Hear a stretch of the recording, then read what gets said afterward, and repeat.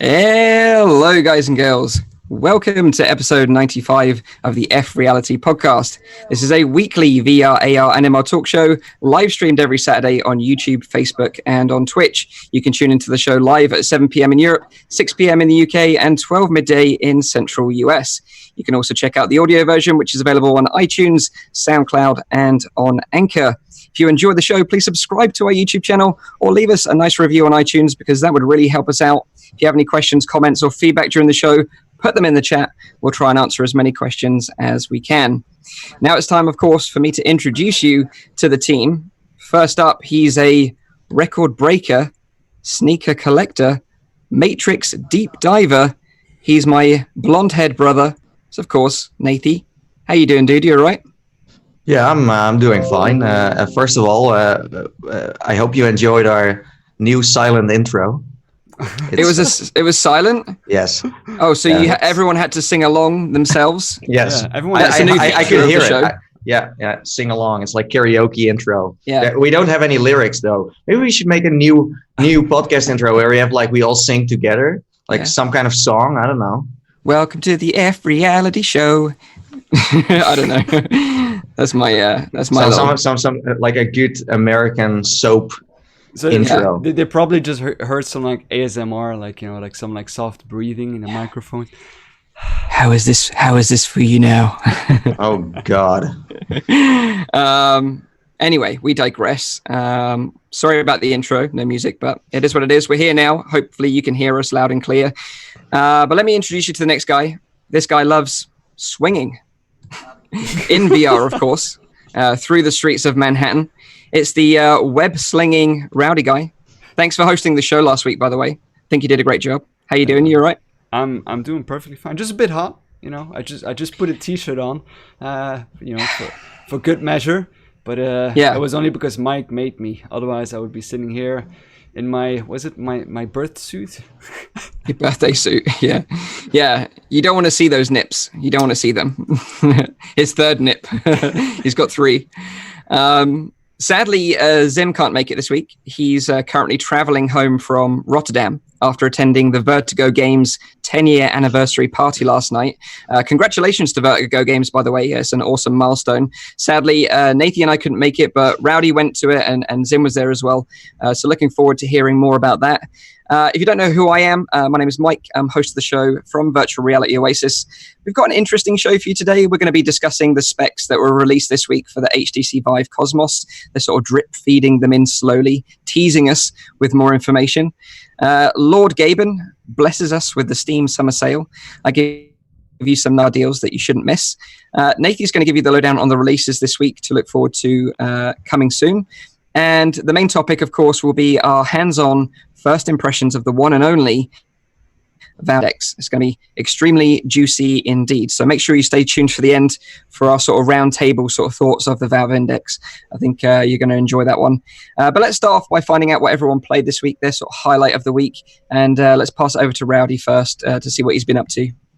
Yeah, indeed. Like you said already, I went to the Vertigo 10-year anniversary, which was a very fun event. Actually, I had a lot of fun just like hanging around. These guys have set up a very, very nice event for us. It was just really nice to be trying out some of their new demos, to be meeting up with Kaz and Cherry. Zim was there as well. Yukon Virtual. There were a lot of creators that were there, and then. We got to try out some After the Fall. We got to try out a new DLC for Arizona Sunshine. My volume is maybe a little bit on the low side still. But what I wanted to talk about actually was the After the Fall demo, and that was the one that I liked actually the most, just because there was it was different from the things that they usually make. Vertigo Games, what you have with Arizona Sunshine is more like a slower paced, like kind of like zombie game, and it's more story driven. While if you have After the Fall, it felt much more like an arcade kind of style. A lot more enemies, very cool weapons, I have to say. Like you have like a melee now as well. You have a wrist rocket on there, so you can like when you like turn your hand, a very cool mechanic. It's like you have like rockets that can fly out of your wrist. Very big enemies, very normal enemies, but I like that one. I was a little bit apprehensive because I know that we talked a lot about it. Like it's more like an arcade kind of experience. But I am looking forward now to playing it. Actually, it was a very fun demo. None of the things that they've shown now are probably going to be in the game because it was more like a demo, because they still are like 1.5 years away from publishing. But fun title. Yeah. Very different from what they do. In terms of like the hardware that you used to demo it, was it like the Index or did you use the Rift S? That one was done with the Rift S. Done with the Rift S. Again, like I got a Rift S myself as well. There's one thing I wanted to say about that. I absolutely hate like the cable hanging on the left side. I don't know why they chose to do that, but I really don't like that. It's like pulling my headset to the left constantly, and I had to like use like a little clip on the back to make it like sit there better. But yeah, I even there, because I first thought maybe I set it up wrong, but when they put it on my head there, it was just weird because it's constantly hanging to the left. Exactly, and I think that was one of the first things I did when the Rift S arrived, was put a little bit of a Velcro strap at the back to put the cable management right at the back, because otherwise, like you say, it just hangs over your shoulder and gets in the way, especially if you're playing like games like Beat Saber. It's super annoying. Strange design choice, but it is what it is. And there was another title that I tried as well. I don't know if you guys know that one. It was The Cursed Corsair. Do you guys know that one? It's no. I don't know if it's made by the same people as who made The Fisherman's Tale, but it's made by at least part of that team, because it's very similar in terms of like design wise. You're also like a wooden puppet, but it's completely based on location based VR and arcades, so it's not available for consumers. But the thing that they've done well is that it's co-op. So you have to actually play with multiple people, which was a very interesting, because I played it together with Zim. And what I basically found out was that they still used the scaling kind of thing. So you still had the scale that was adjusting, and I was the big guy, of course, and Zim was a small one. And you could like also like mess around with those kind of things. So I really liked that title. So that was called the Cursed Corsair, and is that a title coming soon, or is that out already? I have no idea when that title is exactly coming out, but they're working on it now, and then they are only gonna release it for arcades and for location-based VR. Oh, that's a shame, because it sounds like a really cool concept, and I love The Fisherman's Tale, so to play a game like that in co-op sounds like a really interesting concept. Cool. And you also got to try the Arizona Sunshine DLC. Is it called The Damned? Yeah, correct. Yeah, The Damned DLC.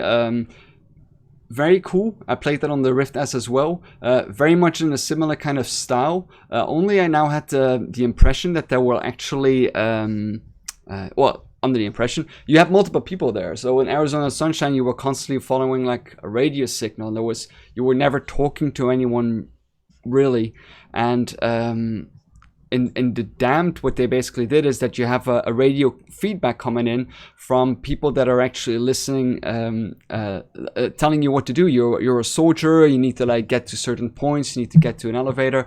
It was only a 15-minute demo, so I don't really know how much of the story is there. They said that they are doing about 2 to 3 hours in total that they want to aim for, so it's their biggest DLC yet.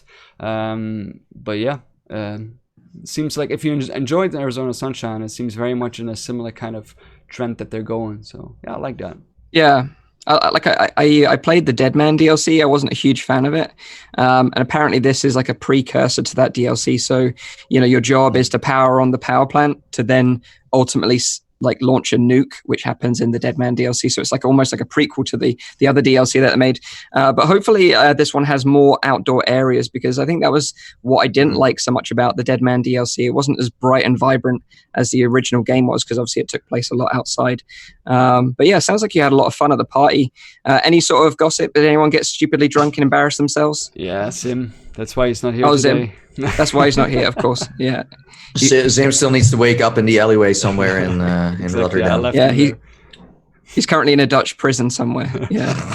Hopefully we can bail him out later after the show. But no, that sounds like a lot of fun. If you've got any questions, by the way, for Rowdy, any questions about After the Fall or The Damned or The Cursed Corsair, which sounds interesting, then just drop them in the chat and we'll pick them up as we go along. Yeah. But what about you then, Nethi? What have you been up to this week then, dude? Well, first of all, I've been asking in the chat what everyone played. Okay. Lost in Translation played the Spider-Man teaser, the Spider-Man VR experience from the new movie.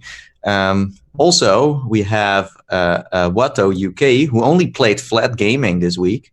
My God, like this is the first for him. Yeah. Like, dude, what is going on? Normally, you're representing like everyone in the chat with all these awesome VR games. Well, usually, if you play Pen, you shouldn't tell anyone. When I do it in secret, because if people know, then yeah, it's like a dirty secret. Yeah, true. It's like a guilty pleasure nowadays. And then we have DLG27, who played Witching Tower on Vive Board. Oh, interesting. Yeah, I've heard good things about that game, actually. I've never played it. Yeah, interesting. Nice one. And someone else also played Witching Tower on Vive Board. Is there some kind of deal going on there that it's like maybe cheaper or something? Maybe it's free as part of Infinity, maybe. Yeah. And then we have Nick playing Fallout 4 VR.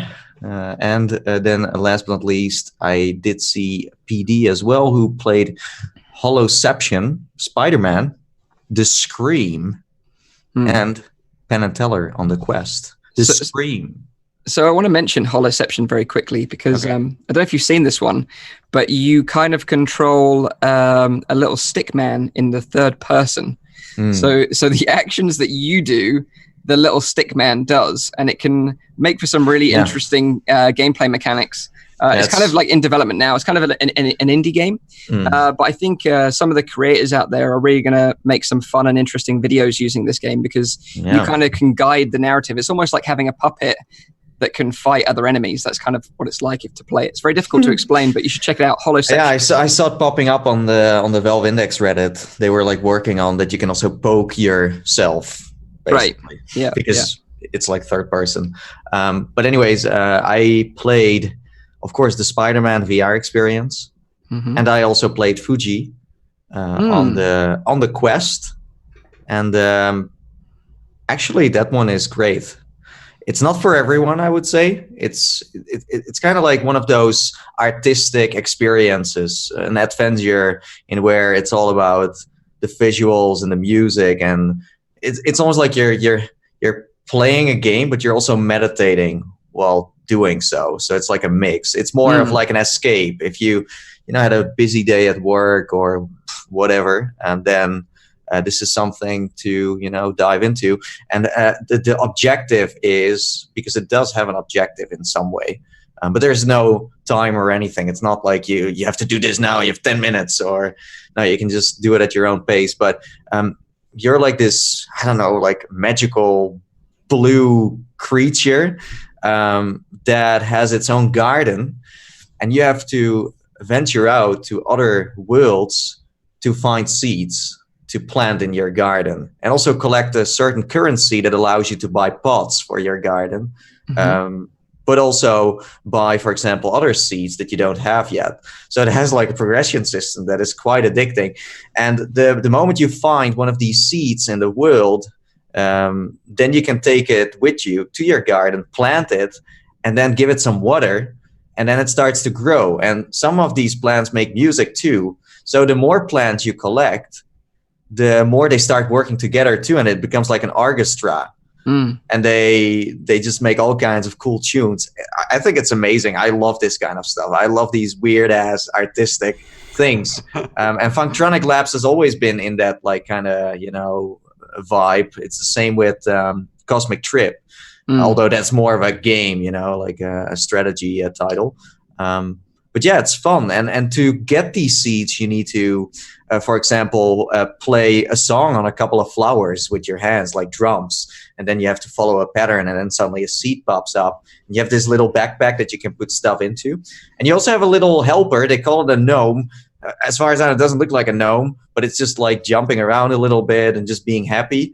And something else that I sadly did not knew when I was playing it is that you can also find eggs, and you can hatch these eggs in your garden, and then also have animals jumping around. Oh, nice! Right. So you can really make it your own. It's a sweet title. It really is. It sounds super chill, which is very chill. Kind of cool, especially in this hot weather where you really don't want to be moving around too much. But Mike, I think this part you like the most is that your garden is in the middle of a universe, of the galaxy, and to travel to these other worlds, you need to actually sit in a boat. And this boat is getting controlled by this gnome. And every time you jump into the boat, this gnome is playing songs on his guitar.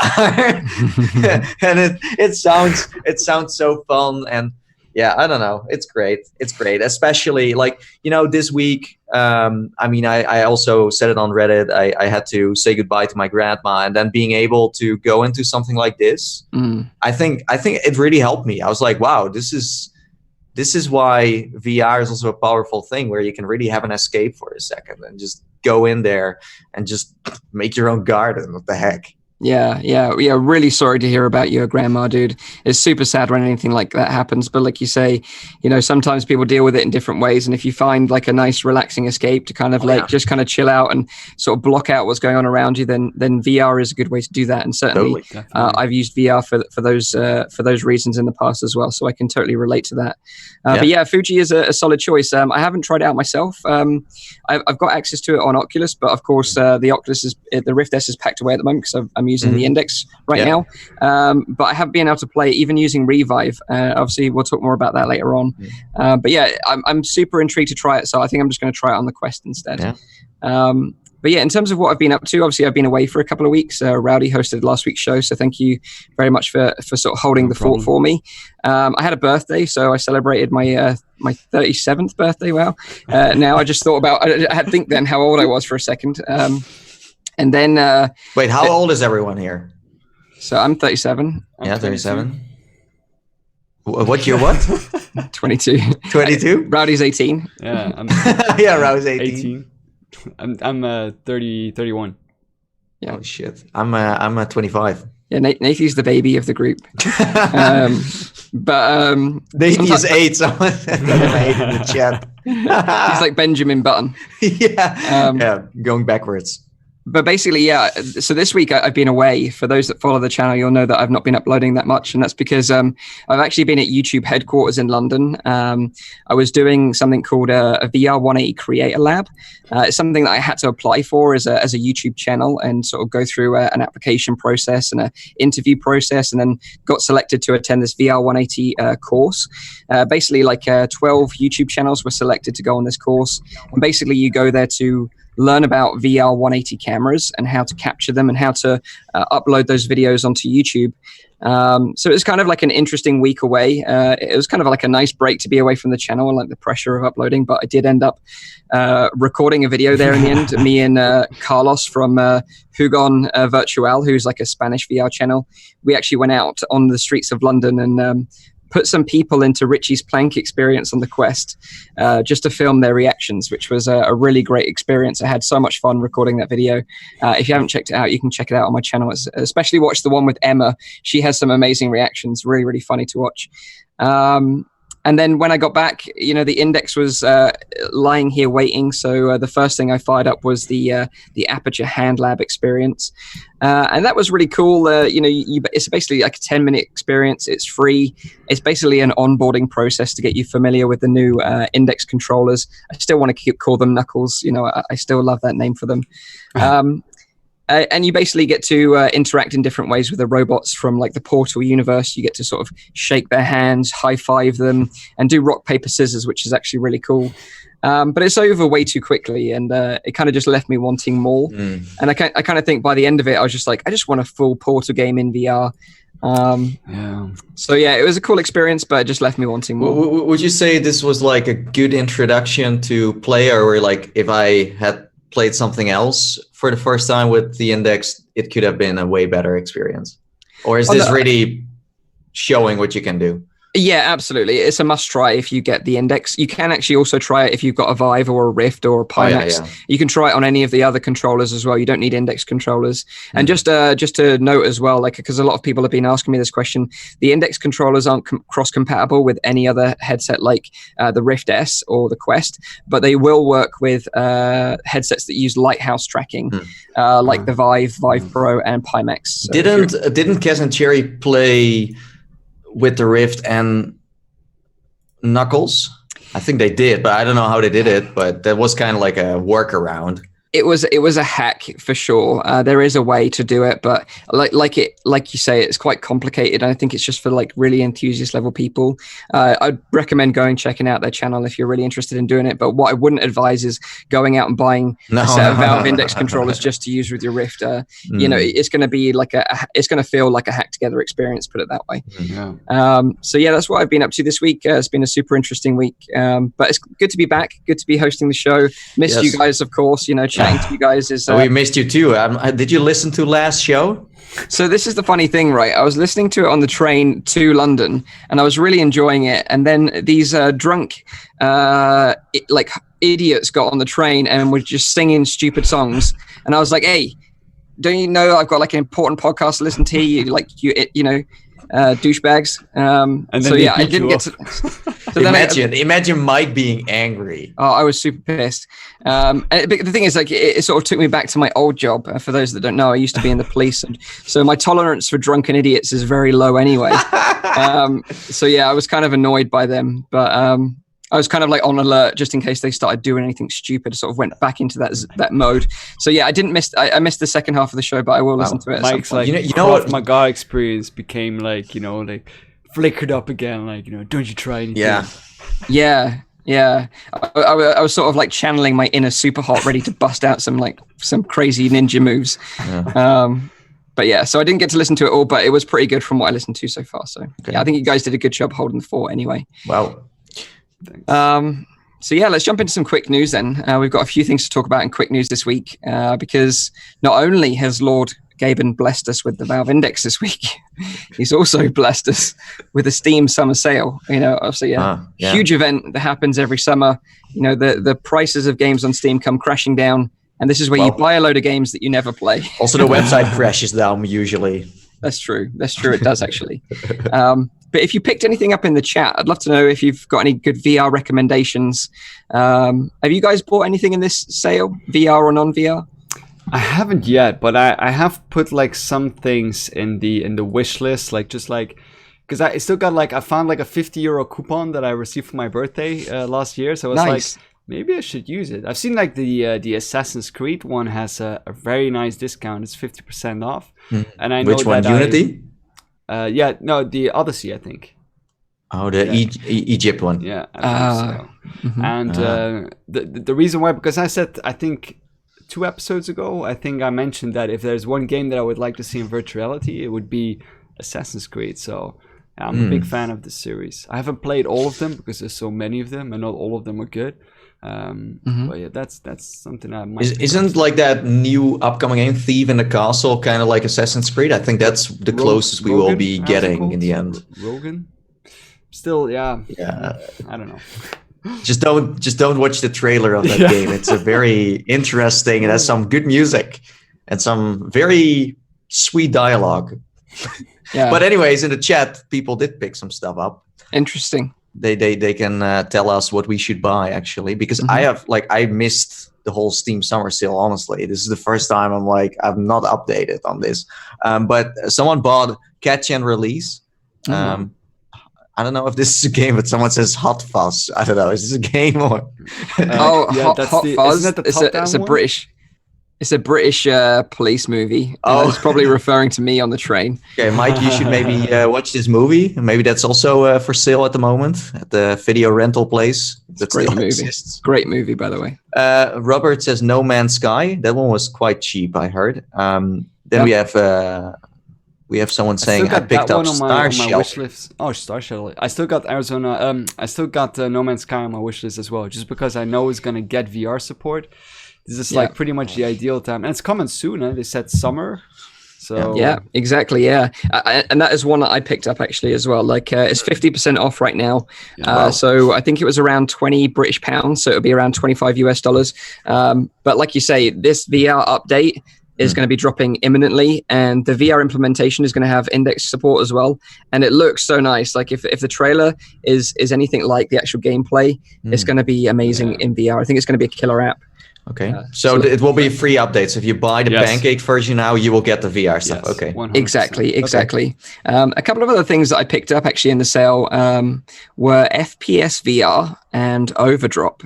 Both of them are like utilities, ideal for if you're content creators, and particularly as I've been testing out the index, knowing what frame rate it's running because it's got variable frame rate is interesting. So this tool FPS VR puts a nice overlay. If you move your hand upside down, it shows you your current frames per second, and that's been really useful in troubleshooting some of the issues I've had with the index. OVR drop, right?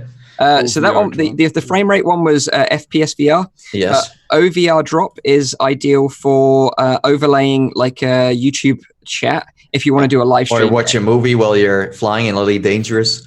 Exactly, another great example. Like that cop movie, for example. That you could watch Hot Fuzz. Hot Fuzz while arresting space criminals that are singing stupid idiot songs. Yes, and drunk. It is a bit processor heavy, if I remember correctly. You need a beast machine. Well, if you have a Valve Index, then I'm not that worried, actually. We'll talk more about that for sure later on. Other games in the chat, we have Seeking Dawn. That is $6 right now. Wow, that is cheap. That is very cheap. Squat, BAM. Another one says BAM Squat. Bought Fallout 4 VR. And then Jim says picked up Pavlov, $6. Crisis Brigade or VR Gate or something for $2.50. Yeah, it's super. I think VR is even cheaper than just Pancake usually. Depends on what it is. If you have like a AAA VR title, then you have to spend some more. But usually most games are very indie, so prices are low. Plus, when a developer launches a game, it usually goes really well for the first week, and then it kind of goes down quickly because there are so many games getting released on every platform that this is the moment for VR devs to really get people into a game, especially if it's multiplayer. Then discounting is not a bad idea at all. Yeah, and talking about like multiplayer and discounting heavily kind of leads me on nicely to the game that I was going to sort of recommend. I've got a few to recommend, but this was at the top of the list, and that is Space Junkies. It's 63% off right now, so you can pick it up for £12.59 in British pounds or $14.79 in US dollars. And I think this is badly what Space Junkies needed from the offset, though, because I think they priced this game way too high. Like I do appreciate that it was like a AAA dev studio that made the game, but I think they were very ambitious with their pricing with this game, and I think that's what put a lot of people off and didn't build a community from the beginning. But they've also launched a lot of new content this week, including 3v3 matches and a bow and arrow mode, which is looks super fun. new player skins, and also bots. So you can practice if you can't find other players online now. So Space Junkies is certainly looking much more compelling now than it did at release. It's good to see that they are trying to make a comeback here. Yeah, and the thing is, it's such a fun game as well. Like if you're a competitive multiplayer sort of person, then you'll really love this. It's way more fast paced than sort of like Onward is, for example, and Contractors, and that anti-gravity makes it a lot of fun to play. So yeah, definitely worth checking out if you haven't checked it out already. The next one on my list is Moss. That's currently 34% off, so £15.70 in the UK, $19.79 in the US.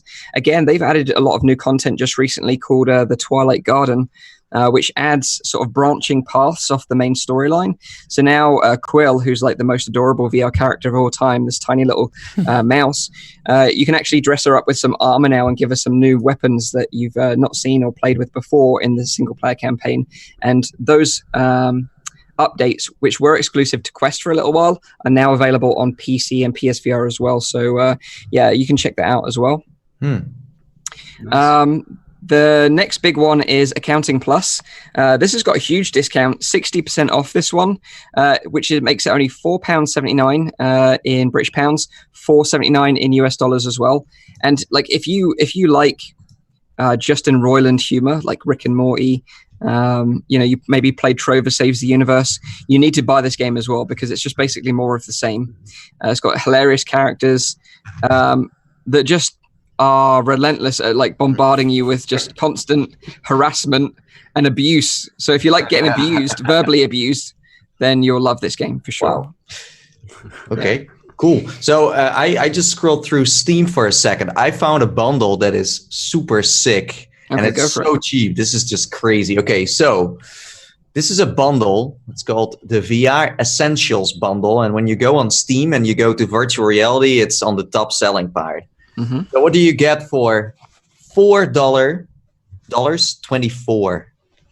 Well, prepare yourselves. You will get Super Hot VR, Job Simulator, Gorn, Sorrento VR, Arizona Sunshine, Budget Cuts, Space Pirate Trainer, and Thumper for $4. No way! No way! No, I'm not lying. I'm looking at it ridiculous. Now. This looks real. I feel like and it's discounted because it was $20 and now it's $4.24. Even at $20, and then I have that's a great bundle. price. So while Mike is doing research if I'm lying or not, because he doesn't trust me, obviously, I have another one, the VR Pioneers bundle.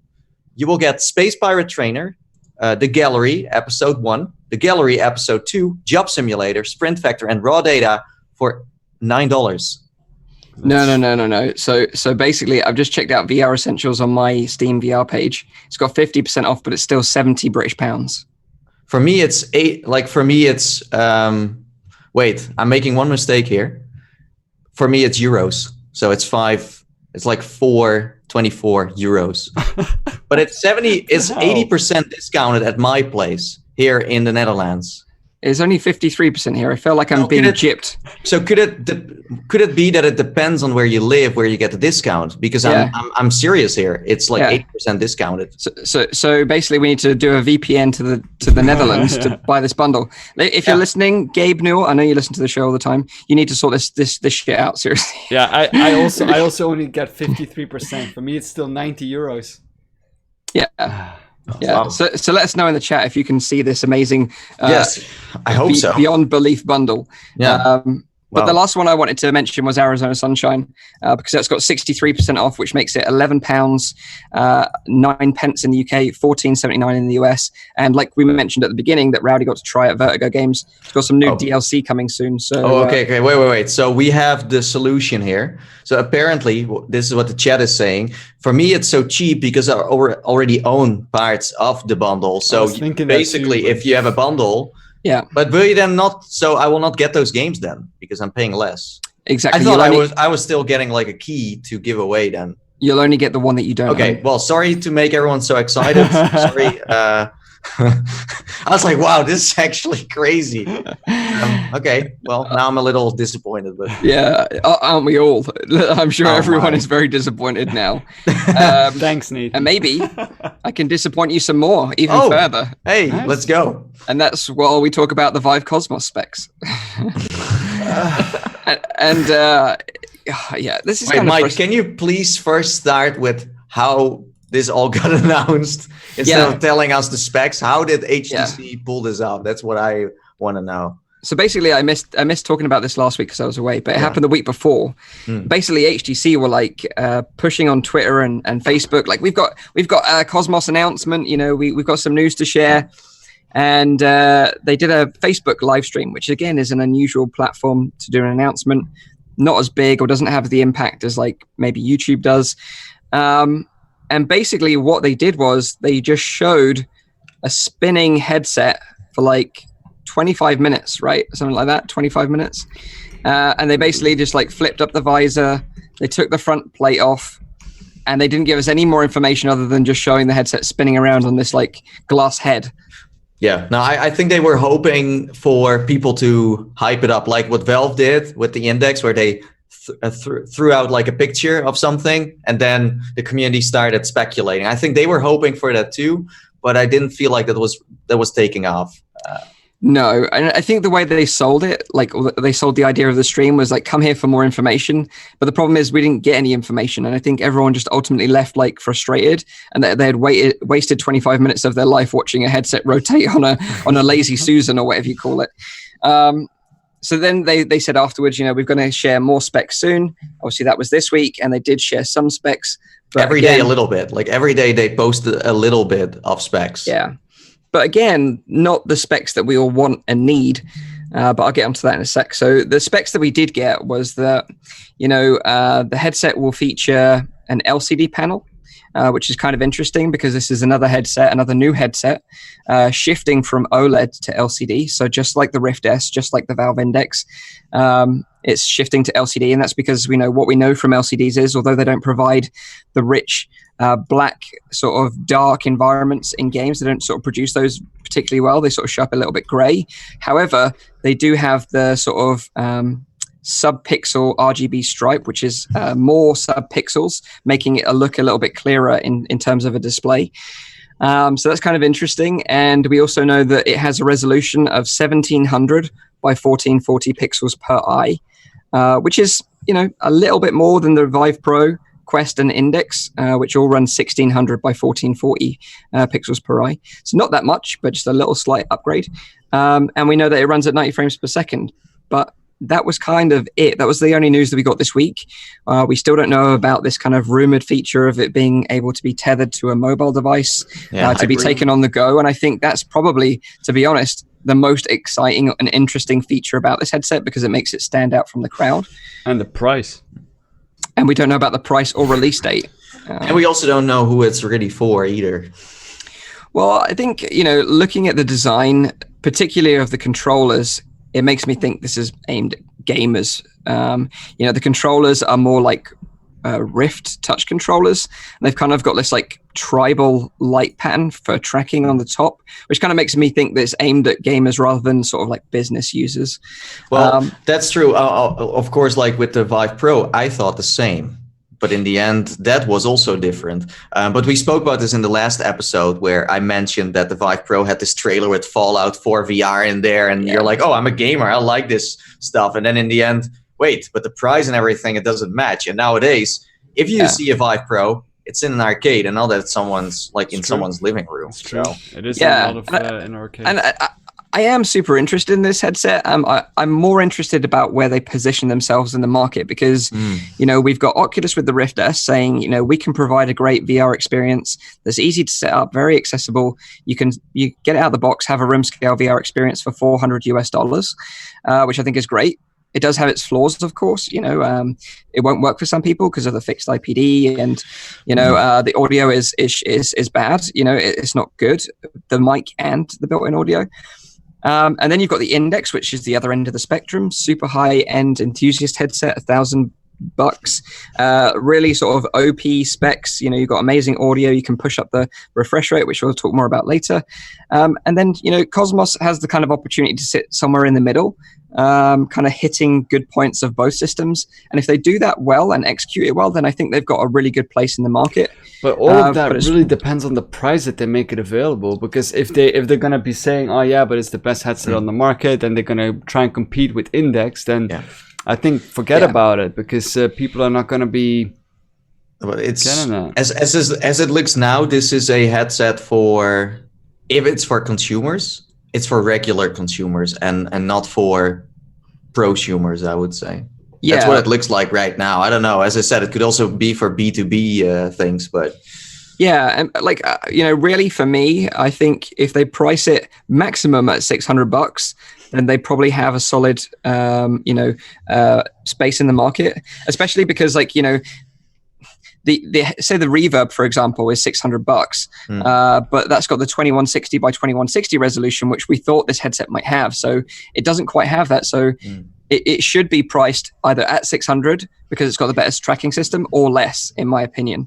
Yeah. And I think it might do well if it does that.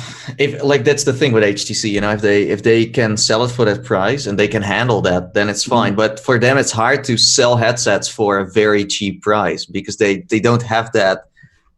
Like no other company like Facebook can sell things for way cheaper. I was excited about the Vive Cosmos for the fact, as you said, like it could be a hybrid.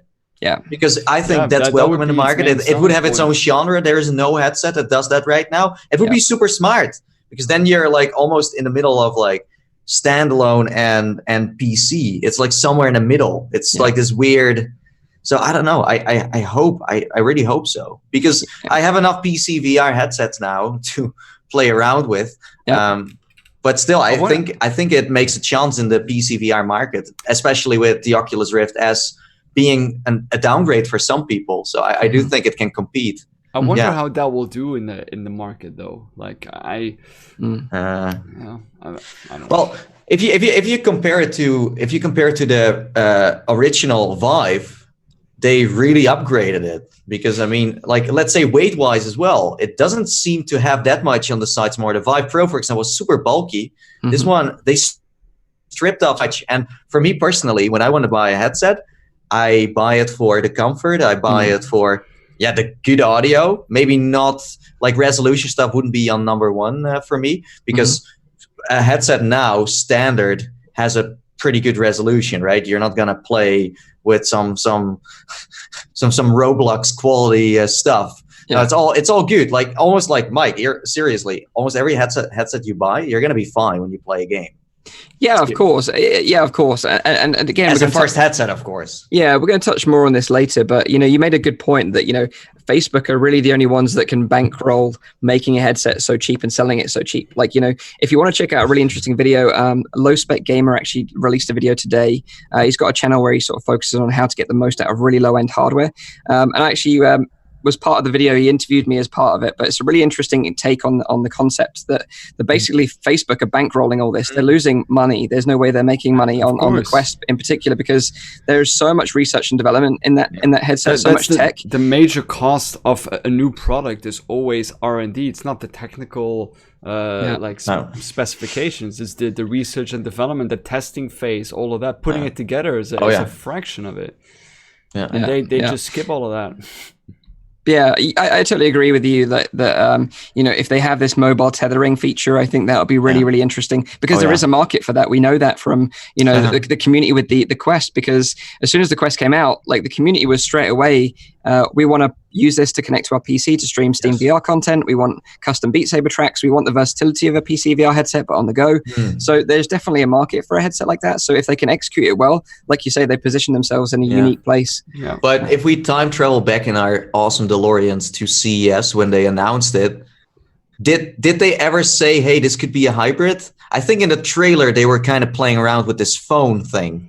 Yeah, exactly. I think that was the thing. They showed a phone in the trailer, and it was kind of, everyone assumed from that that point on that it was a hybrid headset, and they did sort of mention in their keynote or their presentation that you could connect it to a mobile device. But what we don't know is, of course, is it just going to be an HTC phone that you can connect this headset to? Because that would be kind of disappointing. But we'll have to wait and see, I guess. Hopefully they can drip feed us some more from their pipette next week, and we can get some more news, and we can talk about it next week. HTC turntable. Well, it's at least not going to be $900. That's all I know. Yeah. Yeah, like there's been a lot of speculation about the price. I know from people in the community, and I think HTC have already sort of rebutted that information. Yeah. So you're just gonna have to wait for the official word from them. It's gonna be $899 instead. No, that's a joke. So yeah, that is the Cosmos, an interesting headset. Definitely intrigued to hear more about it. So hopefully we'll get some more news soon. So let's talk about Borderlands 2, because we've been talking about this game in VR for a while now.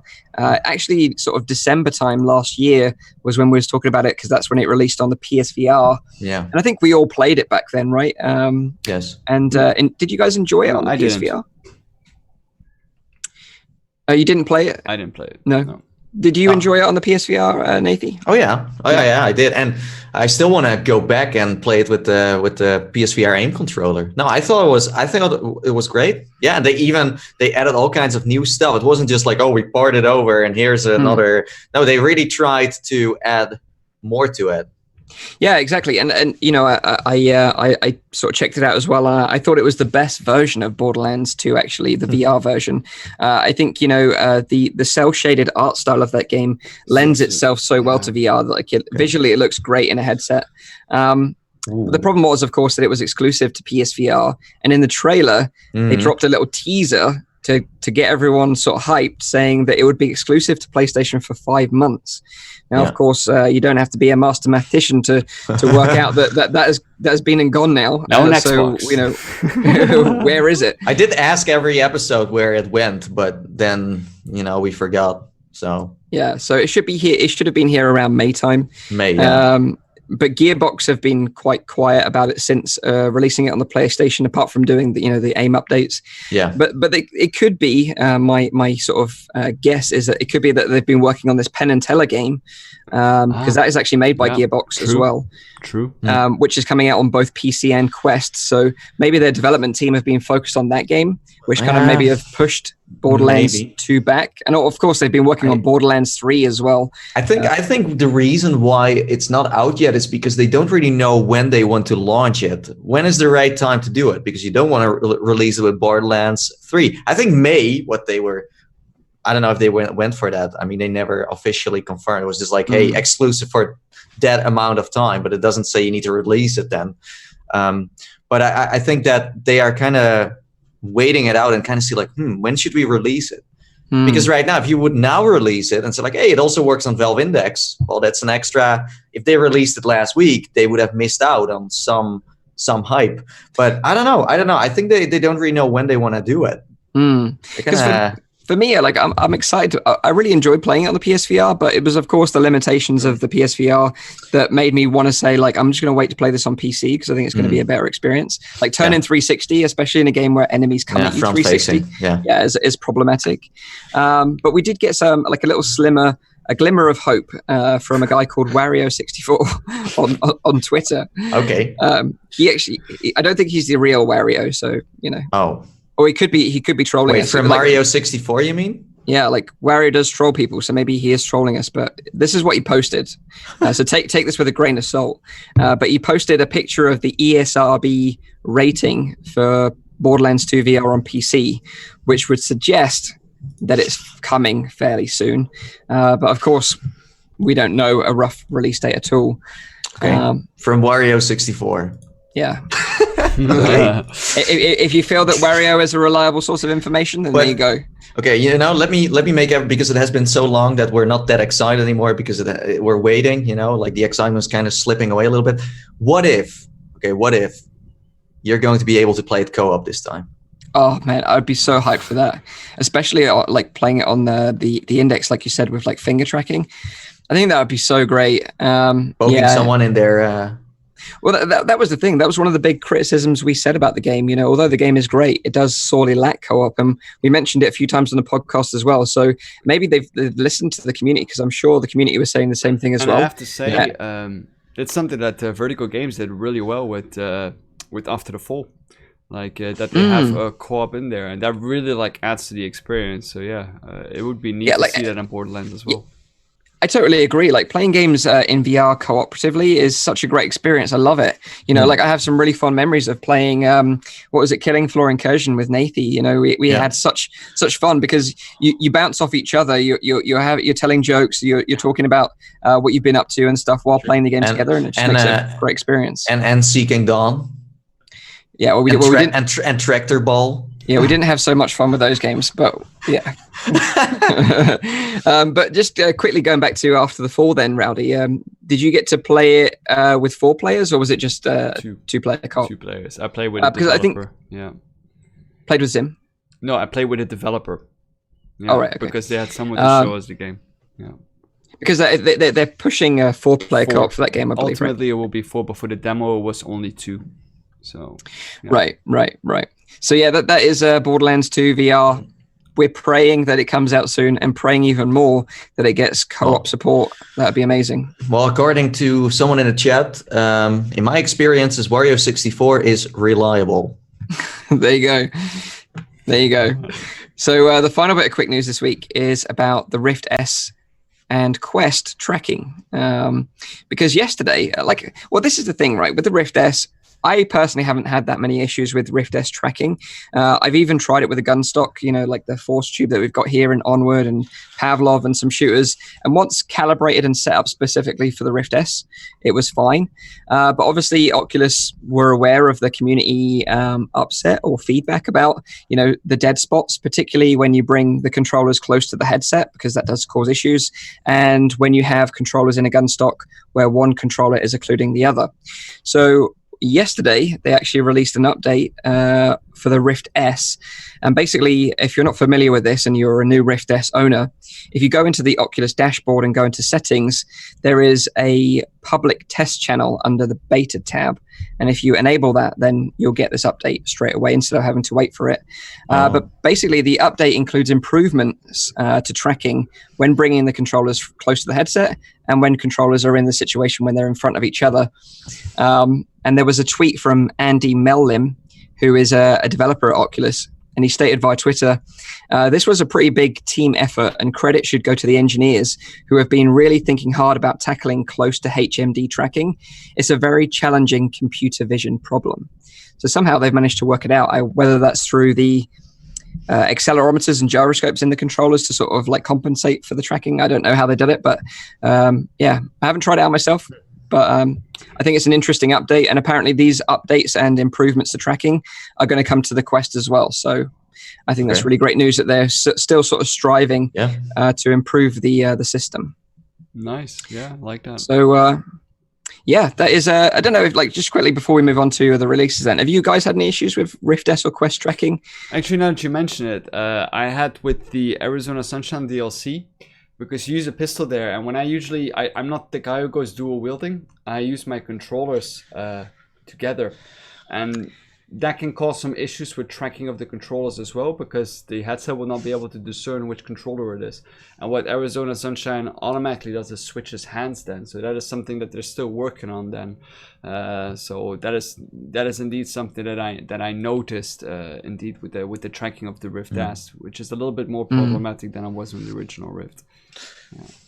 Yeah. Well, I as I said before at E3, I saw so many problems with Rift S and its tracking.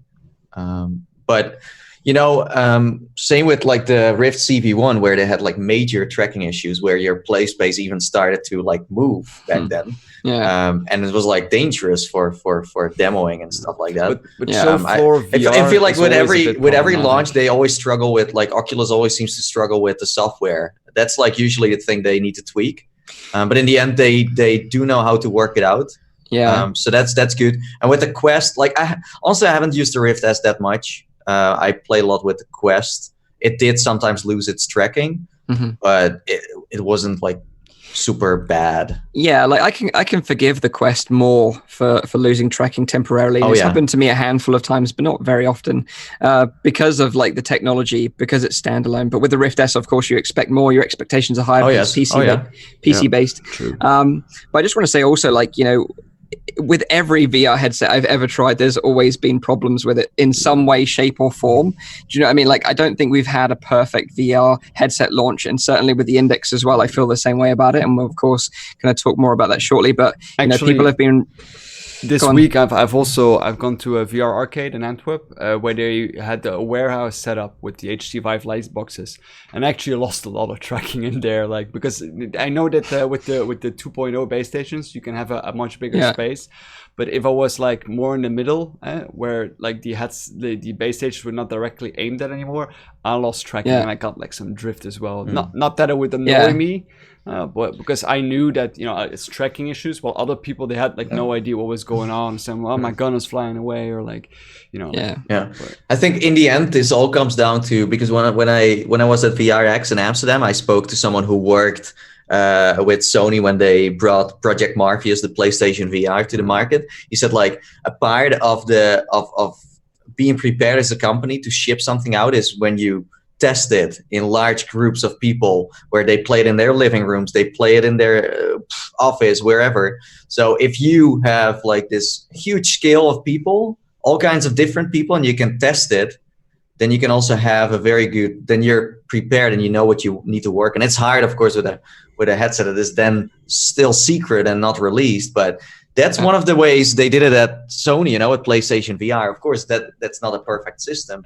But when you usually hook it up, it works. So, you know, that's the thing. That's the thing I kind of hate about it, is that, you know, the Rift S comes out, and now you're telling me that they finally found something to fix it. You know how long it has been since this headset came out? There are some people that said, like, you know, some people that bought their first headset, I don't know what this is, but it doesn't work, and I don't want them to have the hassle, and they brought it back. So I'm so happy that they fixed it, or at least we're getting closer to, like, but you know what I mean? I do think that a lot of their development and focus was mainly on the Quest, because I think the Rift S was already suffering from the start. It wasn't even launched yet, and then it launches, and then it even has more issues. Yeah. Although, like I said, like, you know, overall, I'm still very positive about the headset. You know, I think it has its issues, but certainly with using a gun stock, I had to calibrate it properly, but after that it was okay. But I'm glad, you know, now apparently the experience will be even better. My main driver, though, if I think I'm going to switch to the Rift S fully, though, even though I don't like the cable hanging on the side. Yeah, you could just fix that with a clip. But when did you get the Rift S, just out of interest? I think it's been 2 weeks, but I only managed to unpack it about a week ago, because I had to like break everything down as well. Yeah, roughly a week ago. Cool. But you think it's going to be your daily driver moving forward? I think it will be. Yeah. Okay. Well, let's see if it's going to be our daily drivers moving forward shortly. But let's hand it over to Nathie, taking over for Zim this week for the lowdown on the releases next week that you should be looking forward to. Yeah. So let's see how I'm gonna, you know, nail this. So yeah, we have a couple of releases, and most of them are quite legit. The first one is Spider-Man: Far From Home, the VR experience, and this one is out now. It's free, and you can play it on the PlayStation VR, on Steam, and also Oculus. Sadly, no standalone. There were so many requests for that, but that's not going to happen. Maybe next time. But the good news is, this is the first time ever that we get a solid Spider-Man VR title. I'm not sure if you remember the first one. If you don't, that's fine. I don't blame you. I also forgot about it. I'm trying to still forget about it. Yeah. So, well, the title, or like the summary on the store says this: your time to swing through New York like Spider-Man has finally arrived. Almost like they knew that in the first one you couldn't do that, and it's like, hey, but now you know, now we have added it, so don't you worry. Yeah, honestly, that's kind of what it gives me as vibes. In breathtaking virtual reality, you will finally have the chance to scale and swing from the highest towers in Manhattan. Just pick one of 4 Spider-Man suits and you'll be launched into the clouds. but keep your eyes and ears peeled. A colossal and dangerous enemy is waiting. Only you have the power to find and confront New York's latest attacker in this thrilling, swinging adventure. Oh, man. Doesn't that get you excited, Mike? I'm more excited about your voice because, like, I think if you don't make it on YouTube, you could just become a voiceover artist. Okay, thank you. So yeah, that's the Spider-Man Far From Home VR experience. I think all of us have played it. I saw Rowdy uploading a video. I made a video too, and Mike is also interested in putting on that beautiful suit. No, I think it's a good one. I think this is the first time where I'm like, hey, Sony Pictures, after Ghostbusters and Spider-Man and some others, I'm like, yeah, it's okay. Yeah, we're getting there. I think they finally listened to what the community was saying. I'm sure they watched all the videos that we made about it and took the feedback on board, because this is pretty much what everyone said at the end of the video. Because if you don't know, you never played the original Spider-Man VR experiences, that at the end of it, you're at the edge of a building, you're just about to leap off and swing through the city and take on an enemy, a boss. Perfect ending. And then it ends.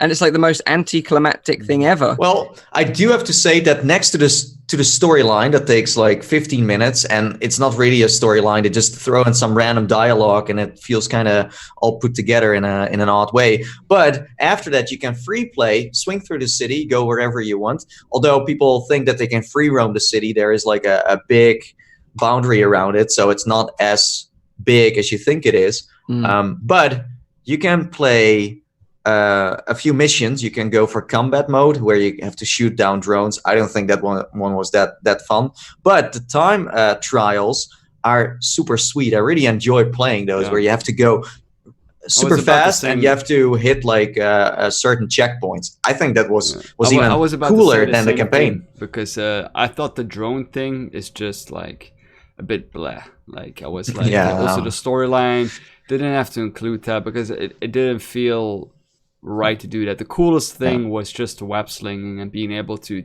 use that. They implemented that well. I do wish there was like a bit more speed even compared to what they have currently in the game. I really wish that I could, like, maybe I'm not doing it right, but I really tried like speeding up even more, but that didn't really work for me. I really wanted to get like some decent speed. If you want to go fast, this is from a pro Spider-Man man.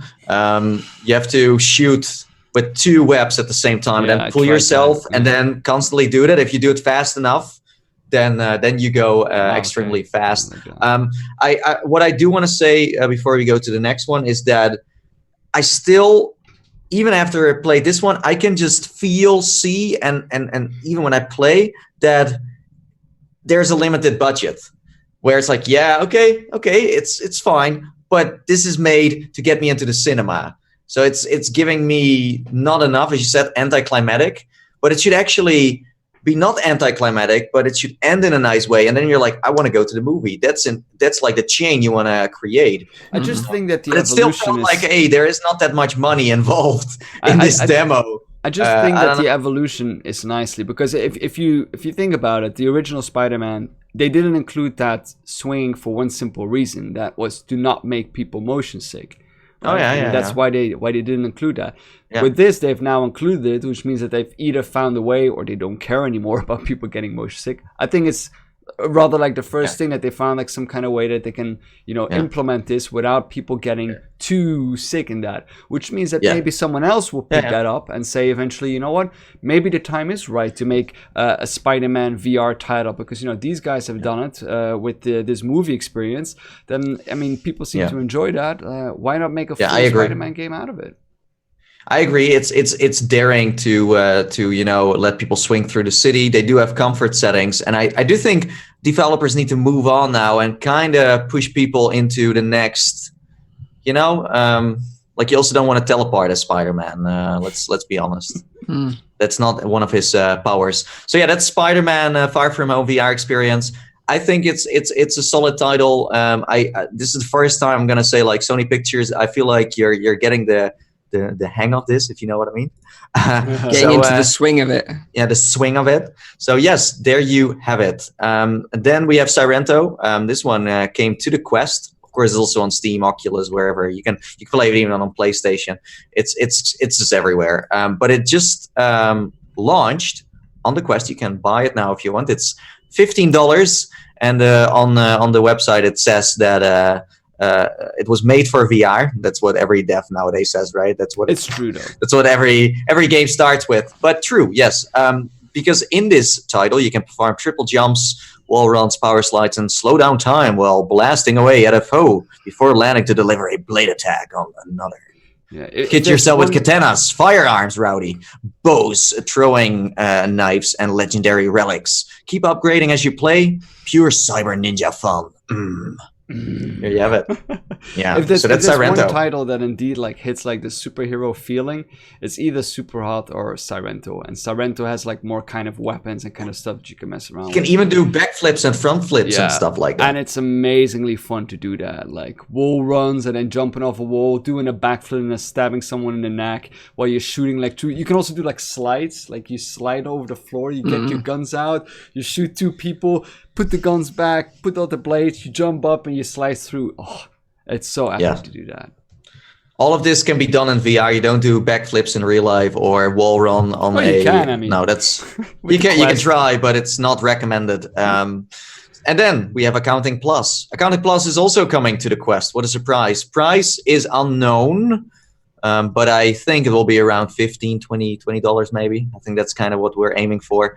Launch will be July 4, according to Wario64. No, that's a joke. According to Mike. And Accounting Plus is a nightmare adventure comedy. Experience classic virtual reality gameplay. Clean up your office. Take the battery out of a cooling machine.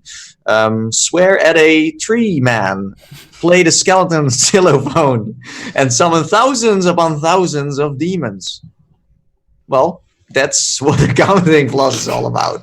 It's so messed up, but it's so fun. Experiences that you can have. And then we have, do you want to make a guess what the next one is going to be all about? Go on. Okay, well, here we go. A magical musical hike through lush, chromatic VR wilderness. Bring dormant landscapes back to life by restoring native flora through light, water, and harmony, while collecting seeds to grow your enchanted garden. Well, Fuji. Yes.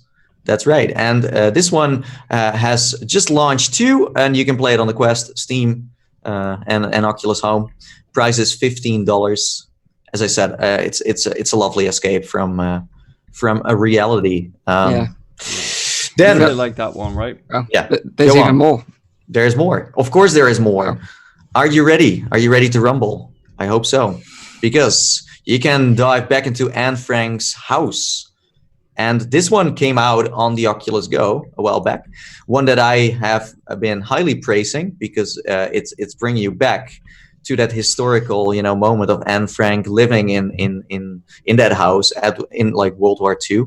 So this game, it's not really a game. Well, it's kind of a game, but it isn't. It's kind of a mix of everything. It's actually free. I was surprised. I thought it was you had to pay for it. Or am I wrong? I think it's free as far as I know. Okay. It's educational as well. It's out now.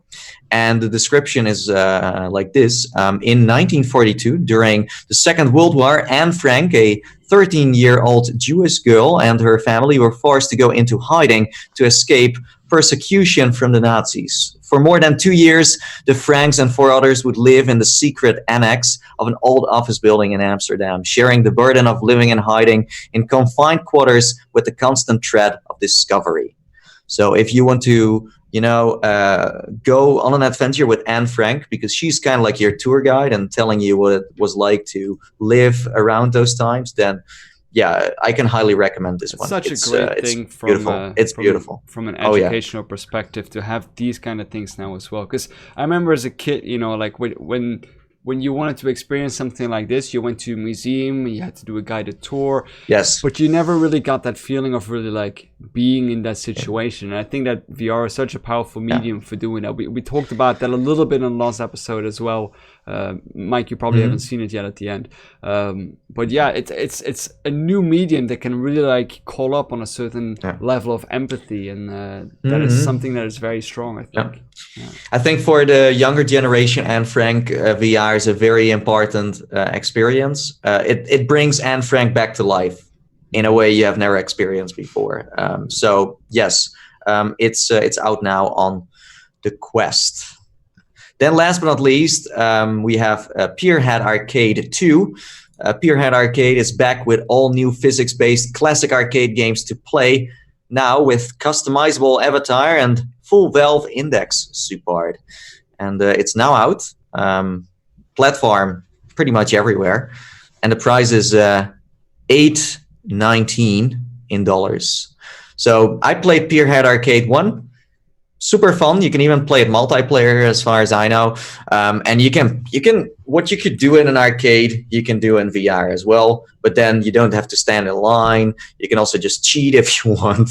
You can't shake machines though. I still want an arcade title where you can just kick against the machine and then hope something lands well. But yeah, this one is now out on the Valve Index. I'm not sure if it's really more unique with Valve Index though, but. Yeah, it's nice to have a number 2 now.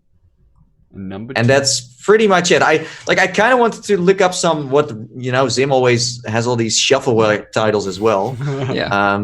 We did find some stuff, but I kind of wanted to spare you the nonsense this time around. Zim is better at it. It's always nice to have a number 2 sometimes. So yeah, there you have it. New releases by Nathy. I hope you enjoyed it. If you did, then I might do it again if Zim allows me. Yeah. Slam that like button if you enjoyed Nathy's releases this week. Please do. So let's sort of get into the Valve Index then. And sort of this is just going to be sort of like a roundtable discussion about our thoughts with it, because you've had it delivered, right, Nathy? But because, of course, what's going on with your family and stuff, you haven't had a chance to sort of unbox it and get it set up at home. But I can show you the box itself if you want. It's ginormous. Sure.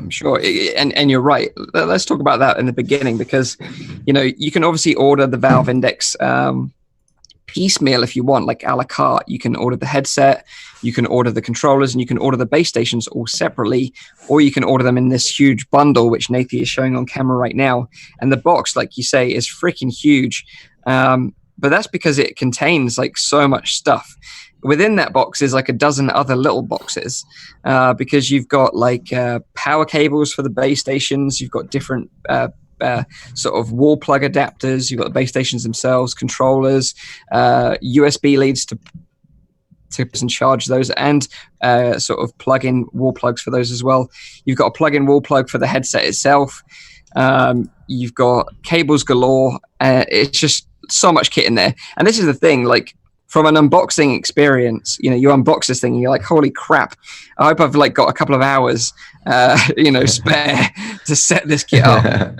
Unfortunately for me, like I already had mountings for the base stations, because I think that's probably one of the most complicated parts of the setup, is that, you need to mount the base stations ideally up high, pointed downwards, and ideally in a corner, and sort of two sort of facing each other so they can see each other, because that's how they track you in the middle.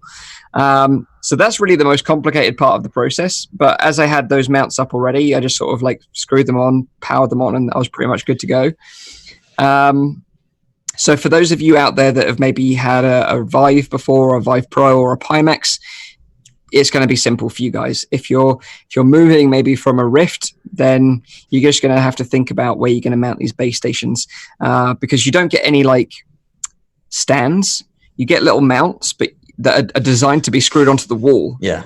But you don't get any like stands. You can buy light stands, which have that sort of thread on the top that you can use.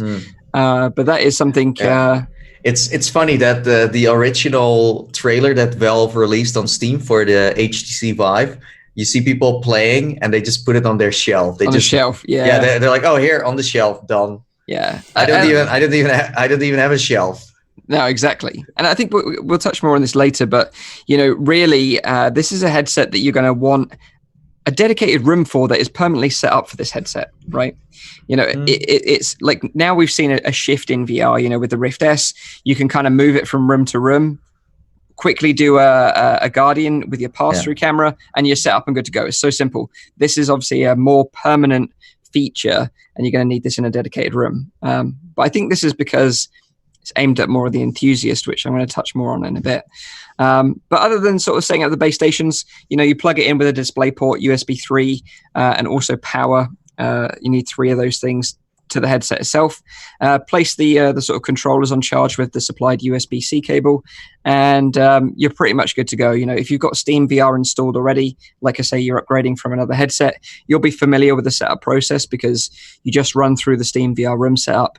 However, I have to say, like, having used the Rift S for setting it up, like, using the pass-through cameras and just tracing your outline, it does seem a bit antiquated now that you have to trace it and you can't see it. You trace it by carrying the headset around. You have to physically walk around your play space with a controller again. It's a shame that they don't utilize. It has cameras to see through, right? So maybe they will update that. I hope so. I really hope so, yeah. But then again, like I say, this is more for the enthusiast level. So enthusiasts don't need to see how they set it up. Yeah. It's also kind of silly, right? You're pro already, and if you're not, then you need to learn how to be pro. They can just do it blind. They're like, enthusiasts, they don't have to see anything. They just set it up. They just click and bam, done. Yeah. But yeah, I was up and running within maybe like 20 minutes or so. So pretty quick, really. Didn't have any issues with setup. So that was pretty good. And one of the first things I noticed when you put the headset on, and I'll sort of like bring it a little bit closer to the camera so you can see it a little bit more, which is just here. But basically the headset is very comfortable. There's one thing that I noticed straight off the bat, and I thought the Rift S was pretty comfortable. But this headset, I would say, even beats the Rift S in show the back, because the back, it's like really gripping, like it's almost like grabbing the back of your neck. I haven't really experienced that with any other headset. It's very round. It's lowering like the center of gravity probably by like hooking behind like the base of your skull more. So if you do that, then you can actually like lean on this a little bit more, which means like kind of got like some sort of like, almost like feels like a gel pack behind it. Almost, it's kind of got that sort of gel sort of feeling, like a face pad or something, like almost like those night gel face pads that sort of people wear sometimes to bed. It kind of feels like that. So it's very, very comfortable. So that was really great. The second biggest thing that sort of struck me when I put the headset on was that the lenses are actually pretty big, as you can see here, and they're actually canted 5 degrees outwards. And you've got this dial at the side, which is just here, where you can move it in and out. I'll try and show you that on camera. It's kind of difficult because the movements are very small. Don't know if you can see that very clearly, but basically that sort of minuscule movement makes a huge difference to your field of view, because basically it pushes these lenses like right up against your eyeballs. And I mean like right up against your eyeballs. Into your eyeballs. Exactly. Depends on what eyeballs you have, but my eyeballs were hugging it and I like it. Yeah, I think if it works for you, it's great. It works for me, so it's great. But I think if you've got like long, luscious lashes, like me, like you, like Rowdy, then you might feel that they might touch them. So you might have to trim your eyelashes. Might have to trim your eyelashes, but also this might be a problem for people that wear glasses. Because when you bring that field of view very close to your eyes, doesn't leave really any space for glasses. Of course, you can dial it back, but you lose that wide field of view. So you don't get an adapter in the box that allows you to extend. No. So I wear glasses in VR. Well, I have prescription inserts for both the Rift S and the Quest, which are from Widmo VR, which I think are really great.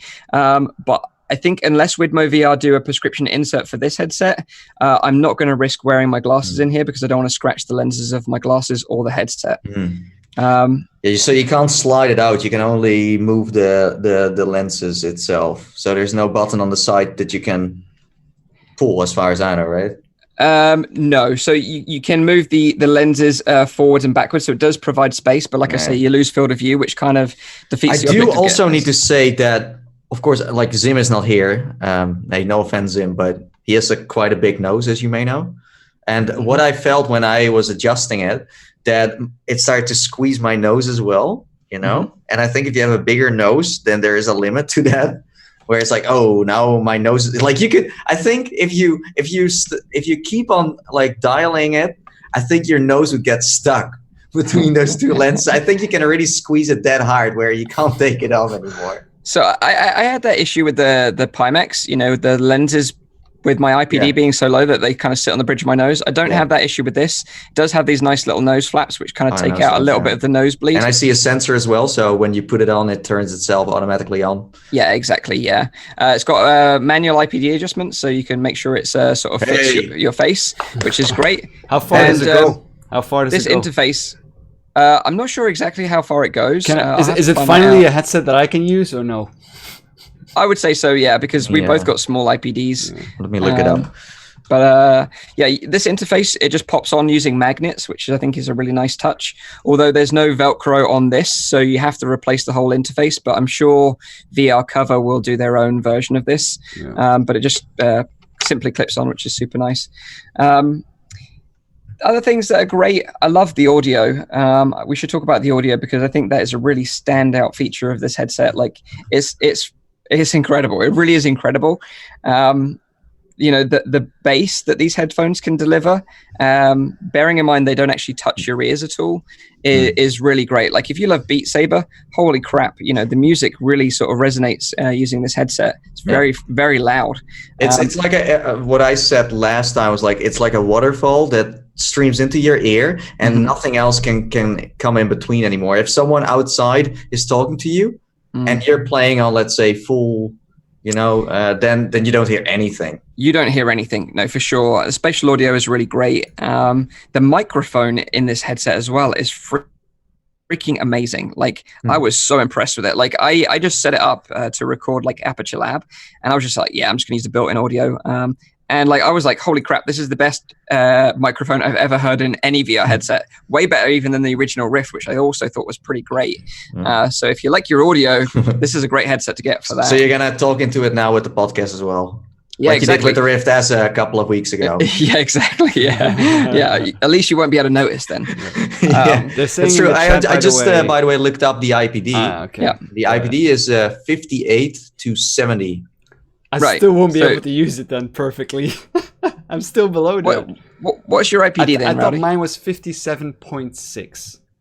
Oh, no, it should be. Like, you shouldn't have any issues with it. I'm using the Rift S, and I don't really have an issue with it, so... No, it's really great. And like, when you have the field of view dialed in, and you've got this, panel in there now, the LCD one. It looks super sharp and clear. Of course, you can still see the screen door effect if you really look for it, just like any headset on the market right now. So it's not completely disappeared, but it is minimal.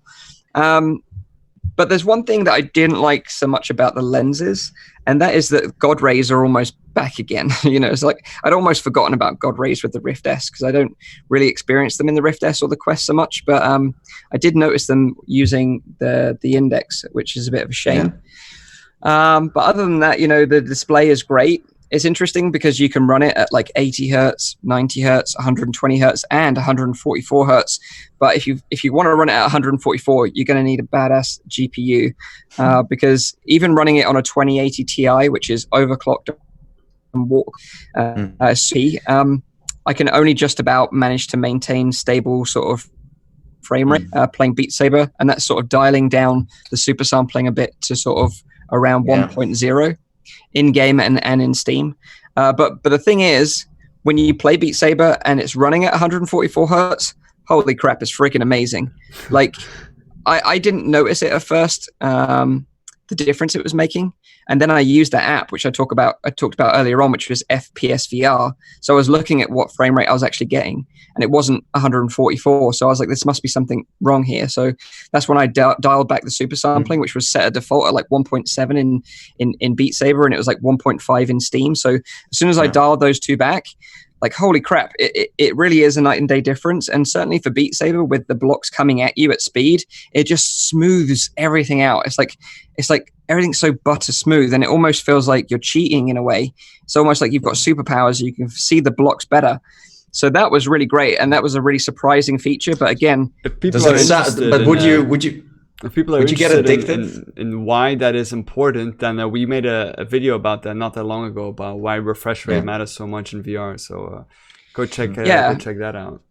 Yeah. But would you get addicted to this frame rate? Is it like, well, I like if I play enough of these kind of like games, I don't want to go back anymore? No, it's not that significant. It's nice, but it's not must have. Do you know what I mean? Like if I never experienced 144 hertz again in VR, I wouldn't be like, oh, my life is over. But it's just nice. And I think, to be honest, in some games, it's not going to make that much of a difference. In Beat Saber, I think because you've got this like lateral movement, and of these fast blocks coming towards you, it makes a big difference. But again, it's not like a killer feature that I would say you need to buy a Valve Index for this feature. Okay. So what else can I talk about? There is a so this little plate here, it's a fingerprint magnet, by the way. You can probably see my fingerprints all over it already, but it's like an opaque little plastic screen which then covers the frunk, which is like a Tesla term, which is like a front trunk. And that is a little space to add little accessories and modifications. It's got a USB 3 port right there. And we've seen some interesting accessories like little LED screens that people have used to sort of have like little Knight Rider lights going on behind the background, which you can see through the opaque screen. So that's kind of nice. But I'm really interested to see what the community does with this, because I think they're going to bring out some awesome little accessories. Yeah. So when I spoke to Brandon, when I was at Stress Level 0, he said that they put some vans on it to kind of blow. That's also nice. Yeah, and it's a good reason to put fans on it, because in this hot weather, this headset gets pretty fucking warm. And, I don't know if it's warmer than any other headset. Maybe it's just because we do have some freak hot weather right now. Yeah. But it does feel like the headset is hot. Like even now in standby mode, it feels a bit warm. Nice. But so let's talk about the controllers then, because I think that is really one of the standout thing about this headset. Because I think as nice as the headset is, if you've used a Vive Pro before, or you've used maybe even a Pimax, you might not be that blown away with the visuals. But I think it just nails everything really well. Like everything they've done in this headset is executed well and to a high standard, which is typical of Valve. And you obviously you pay a premium for that. Yeah. But I think the only thing that I think is game changing or worth investing the additional money into is the controllers right now, because they are different from everything else that's on the market. So with these controllers, this is the first time I ever used them when it arrived. I never used them previous to this. I do have baby-sized hands, by the way, so I was worried about how well they would fit my hands. But you can actually adjust the fit quite easily by pushing this in. You actually push this little clip in. I don't know if I can do this. I'm trying to do it backwards. Oh, there you go. And then you can just move it. Those are big, like those are big controllers anyway. They're big. Big controllers for sure. Yeah. And then you basically pull the little sort of lasso at the bottom, it tightens up, and then it's basically fixed to your hands. And then here, pad, which has got capacitive touch sensors in, and then each individual finger is tracked. Obviously, the index finger is tracked on the trigger rather than the pad. But that actually works surprisingly well. Very responsive, very comfortable to use and wear. And like I said, in the sort of Cloud Head Aperture Lab hand lab experience, worked very well. It's very nice. You can sort of do gestures that you couldn't do in VR before. I think that the most impressive about these controllers is not the finger tracking, but more the fact that you have hands free. Yes. I think that's so nice. I think that's, for me, that's the best reason to get these controllers, because you don't have to hold them anymore. It's like they're just kind of stuck on your... Yeah, and actually I was used to that before I got the Knuckles, because I bought the Mammoth grips for both the Quest and the Rift S, and that uses a similar strap system where the controller is attached to your hand, and it makes actually using the Quest and the Rift S controllers much more comfortable, in my opinion. So if you kind of want to replicate this kind of setup with the Quest or the Rift S, go and check out the Mammoth grips. I highly recommend them. But yeah, the controllers are pretty great. Although I think the biggest issue for me with this whole headset is that, everything about it is nice. The controllers are nice. It's freaking expensive. And, really... Can I say something still about the controls? Because I went over to Kaz and Cherry's place as well, and they had like the old controllers and the new controllers as well. And I tried them, and I did have an issue with them. Just trying them out. Very minor. Maybe it's my weird kind of hands. But there is a stress point. And it's something that Zim has mentioned before as well, with like he's like wondering, like with the band on the back, like with long-term use, how that will be. And I had a stress point in between basically those two fingers here on the edge, which means that that if you bend your fingers, it's almost impossible to like bend every finger single. Like the other fingers were bent as well. And what I had is that when I closed my hand and I opened it back up, I got like a twitch every time in my finger, which felt really weird when I did that. I don't know if it's like, I mean, I tried adjusting it, and Kaz and Cherry looked at it as well, but you could really see my hand was like twitching every time that I did that kind of thing. So there is like with the strap, there is like some kind of stress point that is hitting my hand in particular. I don't know of any other people. I don't know if you noticed that with the controller, but I felt really weird on these two fingers. I think it's tricky because you're always having to pull this string, so it's kind of hard to find the right spot. I think like adjusting, it's almost like Valve needs to make a tutorial on how to do it properly, because that would help people out a lot. I don't know if there was a manual in the box, Mike, that told you on how to properly do it, but I think that would help. Yeah, there was a quick start guide in the box that showed you how to adjust them as well, which was useful. But yeah, this headset and bundle, like, just to sort of give you some advice out there, if people are considering this headset, like, it is super nice, but I think it is really high end. It's really for the enthusiast, like the enthusiast VR gamer that has tried VR, maybe bought other VR headsets before in the past, looking for like an upgrade. I think it's going to be great for those. Whether I'd recommend it for VR newcomers as a first VR headset, I don't think so, because I think it's a lot of money to invest in something you've never tried before. So yeah, I think it's expensive, but also just be aware that if you're buying it as an upgrade from Rift, I know that Road to VR did an article recently saying that, this is like a great headset to use with Oculus content. I was actually really disappointed because the games that I tried using Revive just didn't work. I wanted to play Vader Immortal because I've been playing it a lot on Rift S, and I'm really sort of like grinding to get all the medals in the dojo because I've been having a lot of fun with that. And I wanted to continue playing that on the Index, but when I load up the game, I get some weird visual artifacts that make it unplayable. And then Fuji, I had on my Oculus account, but I tried to play with the Index and it just doesn't load. So I wouldn't rely on it as a headset if you're coming from the Oculus platform as like a headset that you'll use to play, Asgard's Wrath or Stormland, because there's no guarantee that it's going to be compatible with those games. Well, the thing is also with Revive, it needs to pick up some steam too, because Valve Index is just new. Revive is not an official thing. It's just someone made this mod to have an open VR, platform, and I think it's great. Revive is always welcome. Yeah. But I mean, you buy it for the native games. It's the same with when you buy an Oculus Rift with touch, you also are not going to play the Valve Index titles. So you buy it for the native stuff. But if you want more, then you can still do it. And some games might work. Also, I think you're kind of pissing people off. There's a lot of people in the chat saying, I'm an enthusiast.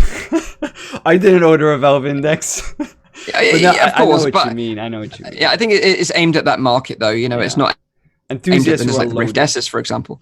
But the biggest thing is, and I touched on it briefly there about Revive, is that I think that's the most disappointing thing about this headset and controllers bundle is because, other than the Aperture Hand Lab experience, we don't have any amazing new games to take advantage of the hardware. Is a mistake? That is didn't you expect now with this Valve Index launching that they would release at least one of the Valve titles that they've been working on, like something proper? Since what is the content now that you're going to be playing with it? Yeah, and I think that's the big disappointment. Like, even if we had Boneworks, I'd be super happy with that. But of course, that's not made by Valve. But one big Valve title would have made everyone happy. But I think it's a bit just disappointing. You've invested a lot of money in this hardware, and you don't really have anything to take full advantage of it. And the games that do have Index support are generally games that we've already played. And because I say this is aimed at the enthusiast market, chances are you've already played these games once before already. Yeah. There's no reason really to play Super Hot again just because you've got Index support in there, for example, even though I love that game. And that is, again, the main reason why I said that I didn't want to pre-order one, because, I mean, my channel is all about content. And I want to play new kind of titles. I want to experience new things. But with the Valve Index, as long as there's not content that is fully supporting, and I know that games will probably update to it, but what I'm still worried about is, are developers going to make different control schemes for every kind of VR title that they're making. Because I can tell you straight away that if you look at the market, like the best titles are often Oculus supported. And Oculus is not going to put any money in developing for the Valve Index controllers. Not even if it's easy to do, not if it's cheap, they're going to make sure that it first works on their headset, and then it will probably get Valve Index support later on. So I am a little bit worried about that. With the Oculus Touch, you saw that as well. You have like already some form of finger tracking in there. But a lot of titles don't really use that because it also needs to work on the HTC Vive, which still uses the One controllers.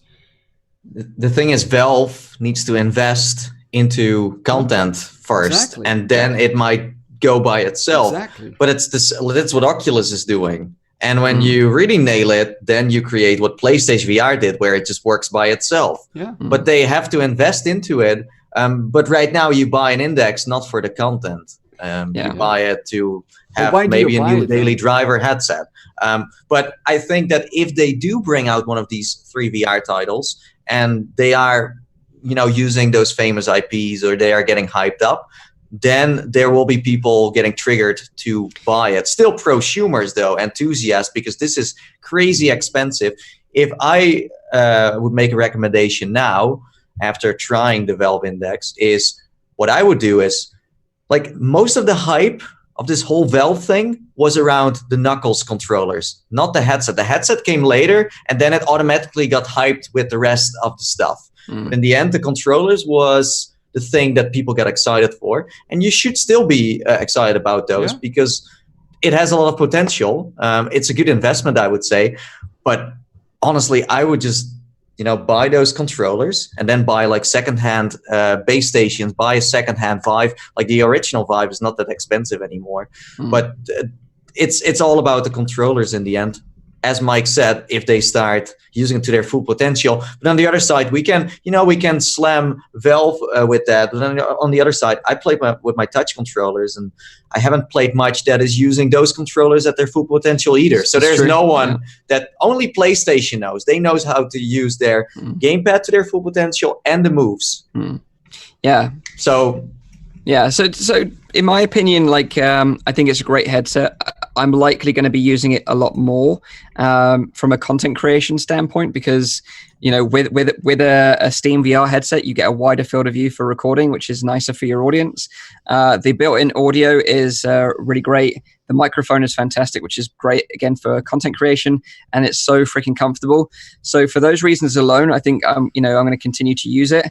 I just will be disappointed if, I can't play Stormland or Asgard's Wrath with this headset because I'd like to play it with this headset, but I've got a feeling that, for some it's going to be off, so I have to go back to the Rift S, which isn't a bad thing, but, it'd be just nice to have one headset that I use. That's what I said before. It's hard to jump from one platform to the other because Oculus has this closed ecosystem where it only works with their hardware, and you could play with other hardware, but it's never going to be the same as... There's some games that just don't use that much mapping and controllers, and then you can do it. But in the end, it's hard to use Revive for everything. Yeah. And you have, of course, the luxury to jump from one headset to the other. Most people just buy this headset and that's it. And then they have to live on like water and bread for ages. I still think it would be nice if eventually that would come like a unified control system and you get like third parties that are making controllers that would then work eventually for all of them. But since we're still figuring out like how controls should work in VR, since we have already so many different controllers, even though we only just we have the Vive Wands, we have the Pimax controllers, we have the Knuckles, we have the Oculus Touch, the new Oculus Touch.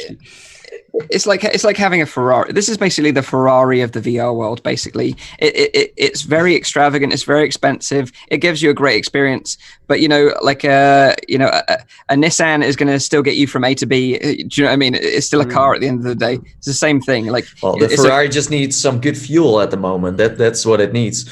And we did have some announcements. Vertigo 2 is coming. I think that's going to be a super awesome game. Of course, we have Boneworks. We also had Ski Jump from VR Unicorns. Shout out to them. No Man's Sky, I think, is going to be amazing. No Man's Sky. but yeah, as I said, Valve needs to throw some money into the arena, I think. But I don't know what their target was in the end. Maybe they were just like, we create the headset, and it's up to the rest to do whatever they want to do with it. But I don't think it will be able to live. Exactly. It's always a little bit dangerous, like with Valve hardware, because they're such a big company that they can afford to make a product and then eventually just stop supporting it because it didn't work out the way they did it. But Gabe Newell really believes in VR, and he has also been very skeptical about it. That's why it took so long for them to actually make a headset. So I do believe that they make a headset for many reasons. Yeah. So one final thing I will say about this headset as well is, it's not been bug free either. Like I have had some bugs where the headset isn't detected when I start Steam VR. And like it cut out during a game as well, and that's connected straight to my PC. I'm not using any extension cables. I haven't experimented with that yet. So just like every other headset on the market, it has its little quirks that you have to work around. But if you're into VR, you'll probably know that by now. And so software wise, is it still the same as HTC Vive and any? Yep. I would highly recommend like that FPS VR app, and I would highly recommend also installing the advanced Steam settings plugin, so you can adjust the super sampling on the fly. I think that those make a big difference. But that's the difference with a headset like this is you're really starting to get into like tweaking settings and optimizing your experience. And really, the average user just wants to put on a headset and enjoy some VR. They don't want to have to go through that hassle. So that's why I say that this is an enthusiast level headset, and I'm sure. They're going to love it for that reason. Another problem as well. Valve announced 3 new games, and we all know that they have a big problem with the number 3. So I hope we don't need to wait as long on this number 3 than on the other number 3. And Gabe Newell, even if you saw the video of the Valve Index launch party, he even laughed and joked about the fact that there's still memes going around the internet about Half-Life 3. So, but I was maybe this party is also giving us an idea of what Valve wants with this headset, because this party they had was a closed party. No big announcement has been made that moment, but they just had this closed party where it's like, okay, we have this headset, we believe in it, we don't need to they weren't pushing like crazy at all. They just have the headset out there. Not much marketing has been made because we know Valve, they just put it on the front page and that's all they have to do. I don't know. I hope they invest into some developers, and I think they already did, because Vertigo too, like they have been really supporting devs for ages now. Even when Onward was around, where they offered what is his name again? Dante. They offered him an office space as well. So they do support developers, but I think there is a lot going on behind the scenes we don't see. So for us now, it feels kind of empty. Yeah, but I like it needs content. That's it. Yeah, agreed. It needs content. So hopefully that's going to happen soon. Yeah, maybe in the upcoming weeks. If there is content, then I'll definitely join the club. But at the moment, I'm still holding it off. If you scroll through the Steam store now, you can already filter on Valve Index. So there are some cool titles to play, but it's also concerning to see all this shuffleware again that I don't want to play on this high-end headset, because it would ruin the experience for me. So I really hope Valve is going to filter out the store a bit more and really moderate it. They need to moderate it. Yeah. Is there anyone in the chat sort of had experience with the headset, or are they interested in it, or what are they their sort of feedback on what I've said? Any sort of mixed reactions? We got Chris, for example, saying that $1,000 is nothing if you plan on using it for more than 3 years, which I absolutely think you can, because I'm still using the original Vive. Yeah, maybe that is a good reason. That if you indeed want to upgrade from the original Vive, then the 3-year lifespan is maybe good. Yeah, so if you've got any questions about the index or any of the topics we've discussed today, then ask now, and I'll just quickly recap the show times. Okay. So just a reminder, this is a weekly VR, AR, and MR talk show, live streamed every Saturday on YouTube, Facebook, and on Twitch. You can tune into the show live at 7 p.m. in Europe, 6 p.m. in the UK, and 12 midday in Central US. You can also check out the audio version, which is available on iTunes, SoundCloud, and on Anchor. Someone is asking about this virtual link adapter. Yes, so I did order that. It's not arrived yet. It's going to arrive later. So basically, I don't know if I can show you because I don't know if it will reach. Let me see if I can. But basically, I don't think, no, you can't see that. So basically, there's a little link box in the cable that has got a proprietary connector. You basically just disconnect that, put the new one on with the virtual link, and then you can connect it directly to your virtual link enabled graphics card. It's like a little breakout box. It's basically just a plug. It's just basically a plug, inline plug in the cable. Okay. Yeah. So that you would replace the three, the power, USB, and DisplayPort to one single USB-C connector for virtual link, which will be super nice, and that's why I ordered it. We got some comments on the God rays as well. There, for example, we got where is it now? We got Fuzzy Dragon saying I mainly upgraded to get rid of God rays, not to make them worse. And he then, I believe, also returned his headset. And then we have Watto UK also saying God rays is a no-no. Yeah, it's a maybe shame. we should explain what God rays are, because I see that Megan also asked about that. Yeah, so God rays are basically when you have a dark scene and then you have white. It's very typical of like the Oculus logo when it's loading a game. Like I really used to that's the only place I really used to notice it when you sort of first put on the headset. Yeah. Basically, when you get like that white, it kind of causes like glare, like a ghosting effect. Yeah, like a ghosting effect. Yeah. And that's basically what it is. And because I've been using the Rift S and the Quest a lot, I've not really noticed it so much recently. But it was apparent using the index. So let's say if there are too many people that say like, listen, this is not acceptable, and they really make a big problem out of it, could Valve just in the factory and then continue? I do think there's a way of like doing something software-matic is by making the blacks less black. For example, if you would use more grayish tones, then the contrast between the white and the black would be less. I don't know if that is possible to do that software-matic, but it's already less bright than for example, a Vive, right? If the Valve Index. Yeah, because of the LCD. Yeah. But like generally, God rays are a result of the lenses that they've used in the headset. And although God rays are significantly better than like the original Vive or the original Rift, it's not as good, in my opinion, as the Rift S or the Quest in terms of God rays, just because they've used that sort of, what they call it, centric rings or whatever in the lenses.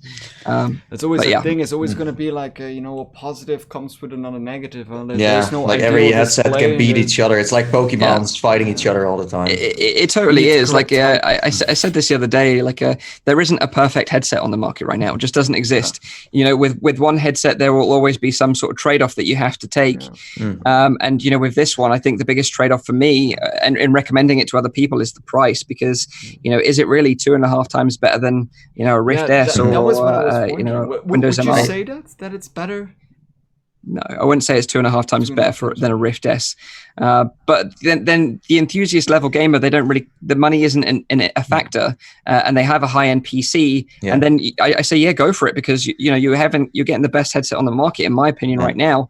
And some people buy it for the brand too. Yeah. I mean, having a Valve headset is flexing like crazy, man. Yeah, like I do genuinely believe like it's the best headset on the market right now in terms of PC VR headsets. I felt quite badass when I saw the package and I saw these like Portal images on there. I was like, oh hey, this is different. This is but the in general the hype that was surrounding this is not the hype that I feel right now. But I think if they nailed that content, like content is king in the end, then this could really take off. Yeah, I think that's what it needs. I think if we see actually what it does next to Boneworks and things like that, like dang, you gotta play this because of this headset. Yeah, exactly. Like if it plays best on Index, then you're always going to have a compelling reason to buy and upgrade one then. The controllers are so unique that they don't fit into like one standard anymore. If like you can't really go on Oculus Home to play, you can't. So these controls are in a different ball game at the moment. They do work well. Like when you use Revive, like in the experience that I did get to actually try and work, and it was in First Contact, the gripping works just like you would expect it to work. So it does work very well. But it just doesn't work with every game. Revive is just something you need to be an explorer and constantly test. Like, could this work? Could that work? That's the risk you take with that. And I think that Vive knows Valve knows that as well. Like, the reason why the knockout controls became so hyped up is mainly because of that video that Boneworks released of their game, because people finally got like, oh, this is what you can do with it. It's like this is what we want. And I'm sure that that Valve realizes that. And needs to bring out this kind of content in order to sell this headset. Yeah, it shows the power of interaction, the power of presence you can have with these kind of like controllers. Yeah, like if No Man's Sky, for example, implements it in a nice way, and it's like the headset to play No Man's Sky on, and it is as good as we all hope it's going to be, then that alone could be a compelling reason to buy one if that's your jam. So. If that can catch up hype as a parted title, then I haven't really seen any parted title that really was that extremely hyped. Maybe Skyrim VR was okay, but we'll see. We'll see. I don't think this is the last time we're going to talk about Valve Index. Valve is that's the funny part. We always kind of know what's going to happen, and because, for example, with Oculus Rift S, also doesn't have much content, but we kind of know what they are working on. And here it's kind of like Valve could just be like, okay, let's release it now. Maybe next week they have 3 games released. Half-Life left for that 3. And they have the store. They can put this headset on the front page of the store anytime they want. They have the biggest user base ever, and they can always advertise there. And that's the thing, they have been doing that this like past couple of weeks, and now like if you want to order one now, if you haven't pre-ordered already, I think you have to wait till September. So they also built up the hype by reducing the supply. It's top selling above games right now, and even if it wouldn't be top selling, they could still make it look like it's top selling. So I mean, they're Valve, so they can do whatever they want. Can do whatever they want. They can mess around. Okay.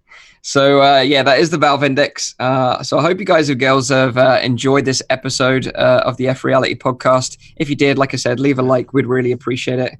But we'll be back next week. Hopefully Zim will be back as well. We'll be breaking him out of jail, the Dutch prison that he's in right now. So you can join us next week. But have a great week in VR. We'll see you next week. So until then, bye-bye for now. Bye-bye. Take care. Bye-bye.